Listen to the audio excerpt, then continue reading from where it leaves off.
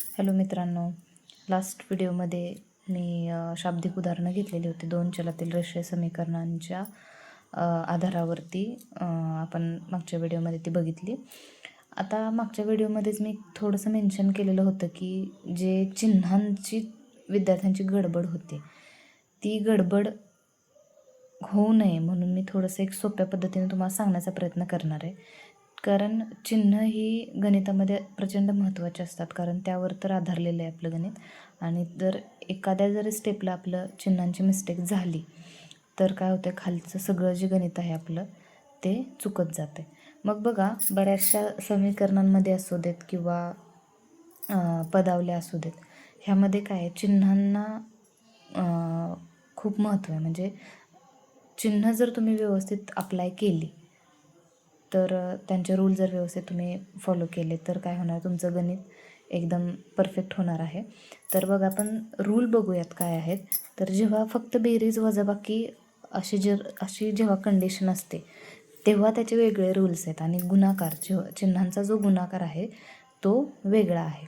तर इथं मुलं खूप मिस्टेक करतात. त्यांना म्हणजे पटकन क्लिक होत नाही की इथं गुणाकार करायचा चिन्हांचा की बेरीज वजाबाकी करायचे. तर मग एक साधं सोपं मी इथं तुम्हाला नोट टाईप असं लिहून देणार आहे. तुम्ही नक्की तुमच्या वहीमध्ये नोट डाऊन करा आणि ते फॉलो करा. आता सुरुवात आपण करूया. जर बेरीज वजाबाकी असा जर फॉर्मॅट असेल तर बघा, जर पहिल्या संख्येला धन आणि दुसऱ्या पण संख्येला जर धन अशी दोन चिन्ह असतील तर काय होते, त्यांची बेरीजच होते. त्यांची बेरीज होते. ठीक आहे. त्याच्यानंतर बघा, जर पहिली संख्या धन आणि दुसरी जर ऋण संख्या असेल तर काय होतं, होताना वजाबाकी होते आणि उत्तराला चिन्ह मोठ्या संख्येचं लागतं.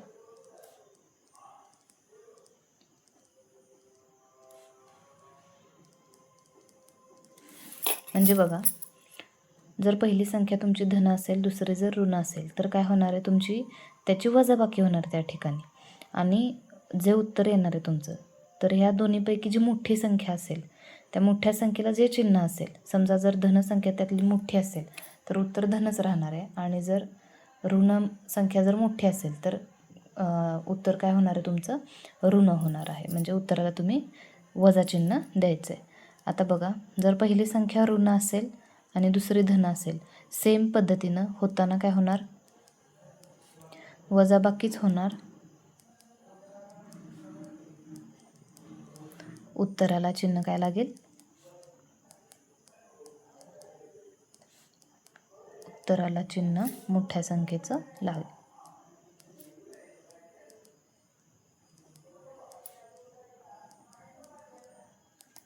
त्यानंतर बघा, चौथा रूल आहे, दोन्ही जर संख्या ऋण ऋण असतील, दोन्ही संख्या ऋण ऋण असतील तर काय होईल, होताना बेरीज होईल. होताना त्या संख्यांची बेरीज होईल आणि उत्तराला चिन्ह हे वजाच लागेल.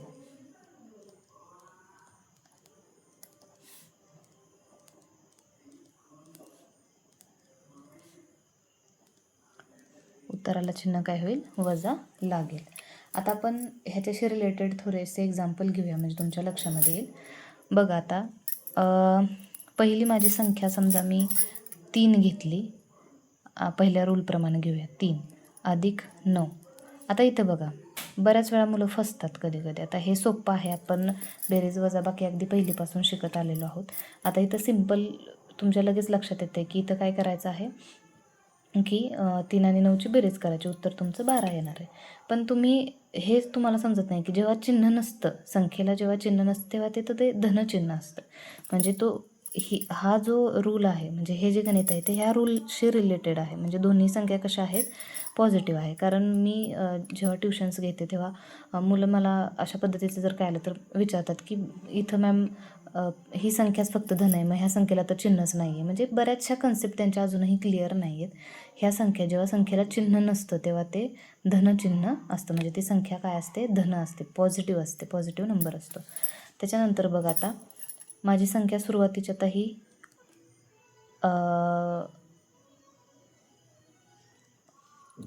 12 आणि 9 घेऊया आपण. इथं सुद्धा काय होणार आहे, सरळ त्यांची काय होईल, बेरीज होईल. 12 अधिक 9 21 होईल.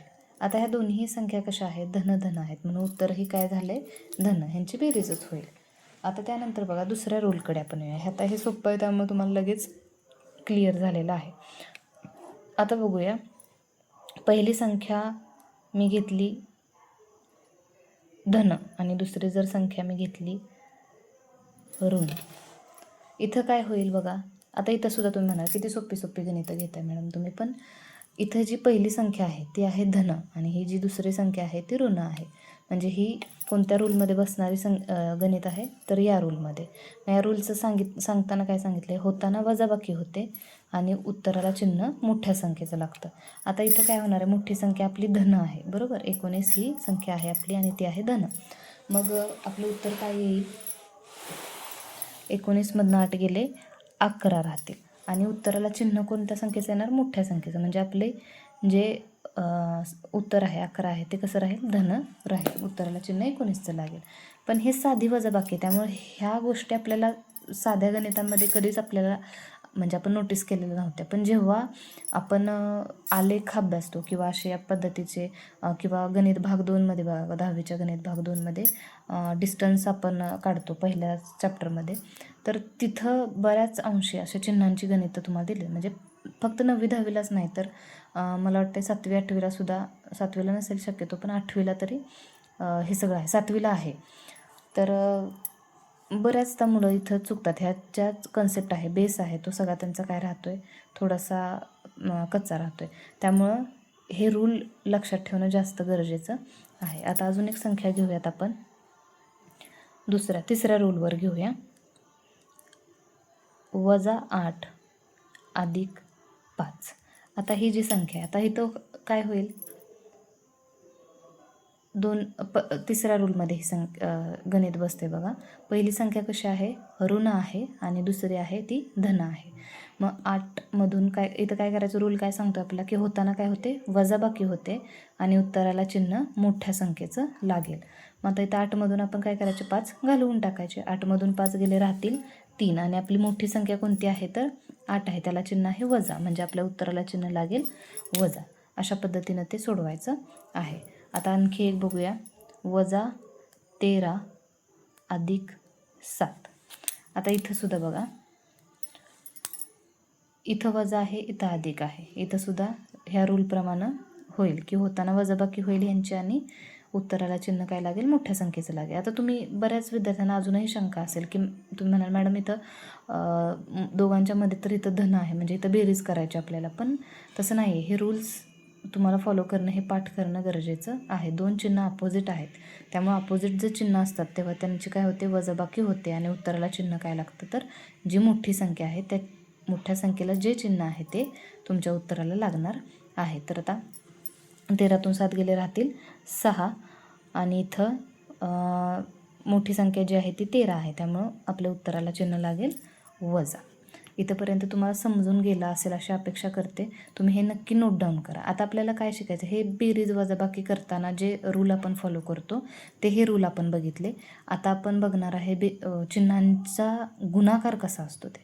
बऱ्यापैकी मुलं काय करतात, बेरीज आणि तो जो चिन्हांचा गुणाकार आहे त्यामध्ये खूप कन्फ्युजन करतात आणि त्यातल्या त्यात जर कंस आला 2 संख्यांच्या मध्ये तर आणखीनच त्यांची गंमत होते आणि त्यांची गणितं बऱ्याच अंशी चुकत राहतात. आता आपण बघूयात की संख्यांचा चिन्हांचा गुणाकार कसा असतो आहे. बघा, पहिला रूल आहे, पहिली संख्या धन असेल म्हणजे अधिक गुणिले अधिक असेल तर उत्तराला चिन्ह अधिकच लागतं, म्हणजे उत्तर पॉझिटिव्ह येतं. इथं वजा गुणिले वजा असेल तर अधिक होतं, वजा गुणिले अधिक असेल तर वजा होतं आणि अधिक गुणिले वजा असेल तर वजा होतं. 2 हे लक्षात ठेवायचं. गुणाकार सोपा असतो, तो पटकन लक्षात येतो. 2 जर सेम चिन्ह आहेत त्यांची बेरीज होते आणि 2 अपोजिट चिन्ह आहेत त्यांची वजाबाकी होते, हे लक्षात ठेवायचं. आता ह्याच्याशी रिलेटेड आपण 1-2 एक्झाम्पल घेऊया. पहिल्याशी रिलेटेड घेऊ. 3 गुणिले 7. आता इथं बघा दोन्ही संख्या कशा आहेत, धन धन आहेत, म्हणजे चिन्ह नाही पुढे संख्यांना, त्यामुळे त्या संख्या कशा आहेत तर धन स्वरूपामध्ये आहेत. आता धन स्वरूपामध्ये आहेत त्यामुळे मग ह्यांचा काय होईल, उत्तरसुद्धा धन येईल. 7-3-21 उत्तर आलं आपलं पॉझिटिव्ह धनसंख्येच्या स्वरूपामध्ये. आता आपल्याला वजाचं एक गणित घेऊया. -5 गुणिले -7. आता इथं काय होईल, वजा गुणिले वजा अधिक होईल, म्हणजे आपलं उत्तरसुद्धा काय येईल, 7-5-35 धन 35 असं उत्तर येईल. आता इथं एक संख्या वजा आहे, एक अधिक आहे. घ्या एक संख्या वजा आपण घेऊया 9 गुणिले आणि दुसरी घेऊया 5. एक संख्या वजा एक संख्या अधिक. आता इथं काय होईल, उत्तराला चिन्ह लागेल वजा. 9-5-45. इथं क्लिअर होते. त्याच्यानंतर इथं सुद्धा तसंच, पहिली संख्या जर आपण धन घेतली आणि दुसरी संख्या घेतली ऋण, तर काय होईल, उत्तर वजाच येईल. -8-3-24 अशा पद्धतीने हे रूल आपल्याला फॉलो करायचे आहेत. आता बघा आपण जे समीकरण सोडवत होतो त्याच्यामध्ये काय व्हायचं की कधी असं होतं बघा. फॉर एक्झाम्पल 3 अधिक वजा 4 असं काही आलं की मुलं थोडीशी भांबावतात, मग त्यांना नक्की कळतच नाही की काय करायचं आहे. आता असं जेव्हा येतं मुलांना तेव्हा काय करायचं आपल्याला, हे आणि हे चिन्ह म्हणजे कंसाच्या जर आतबाहेर चिन्ह असेल या पद्धतीनं तर काय कराल, ह्या दोघांच्या मध्ये गुणाकार असतो, हे लक्षात ठेवायचं. जेव्हा कंसाच्या आत आणि बाहेर दोन्हीकडे चिन्ह असेल तर ते काय करायचं, तिथं त्यांचा गुणाकार असतो, हे लक्षात ठेवायचं. मग सुरुवातीला काय करायचं, हे पुढचं पद तसंच ठेवायचं. या इथल्या चिन्हाचा आणि आतल्या चिन्हाचा काय करायचा, गुणाकार करायचा. मग अधिक गुणिले वजा काय होतं ते बघायचं. अधिक गुणिले वजा रूल काय सांगतोय बघा, इथं चौथा रूल आहे. अधिक गुणिले वजा काय झाला इथं वजा, मग ते वजा चिन्ह आपल्याला त्यातनं बाहेर काढायचं आणि हे 4 आहे असं लिहायचं. मग हे आलं बेरीज वजा बाकीच्या फॉर्मॅटमध्ये. बघा आता इथं काय होतंय, दोन्ही चिन्ह वजा म्हणजे दोन्ही अंक आपले काय आहेत, वजा आहेत. ते कोणत्या रूलमध्ये बसतंय, चौथ्या रूलमध्ये बसते. मग दोन्ही संख्या जर वजा असतील तर काय होतं, होताना बेरीज होते आणि चिन्ह उत्तराला काय लागतं, वजाच लागतं. मग -7 हे त्याचं उत्तर येईल. अशा पद्धतीनं तुम्हाला सराव करत राहणं गरजेचं आहे. आणखी एक एक्झाम्पल आपण घेऊया या पद्धतीचं. फक्त एवढंच की कंस आला की तुम्ही घाबरून जाऊ नका. ह्या पद्धतीची गणित आलं की मुलं फार मिस्टेक करतात. ते मला थोडंसं नोटीस झालं म्हणून मी म्हटलं त्यावर एक सेपरेट व्हिडिओ बनवावा. आणखीन एक बघूयात आपण. बघा 8 वजा 3. आता इथं बघा हे धन आहे त्यामुळे ह्याचा काही एवढा संबंध येत नाही, हे 8 तसेच लिहिले. आता इथं कंसाच्या आत बाहेर चिन्ह आहे, ठीक आहे. कोणतं आहे ते, वजा आणि वजा, म्हणजे वजा गुणिले वजा काय होते बघा, वजा गुणिले वजा अधिक, त्याला बाहेर काढलं आणि 3 इथं बाहेर आलं. 8 अधिक 3 झाले 11. अशा पद्धतीनं तुम्ही बेरीज वजा बाकीचे हे रूल्स आहेत ते फॉलो करा, म्हणजे तुमचे गणित चुकणार नाहीत. आणि अशाच पद्धतीच्या छोट्या छोट्या टिप्स तुम्हाला मी देत राहीन, पण तुम्ही सराव करणं फार गरजेचं आहे. हे तुम्ही नक्की नोट डाऊन करून ठेवा आणि त्याला फॉलो करा. तोपर्यंत आपण पुढं नवीन व्हिडिओमध्ये आणखी बरंच काही काही तुम्हाला मी सांगत जाणार आहे. आणखी तुम्हाला काही याबद्दल शंका असेल किंवा काय तर मला नक्की कमेंट करा. तोपर्यंत धन्यवाद.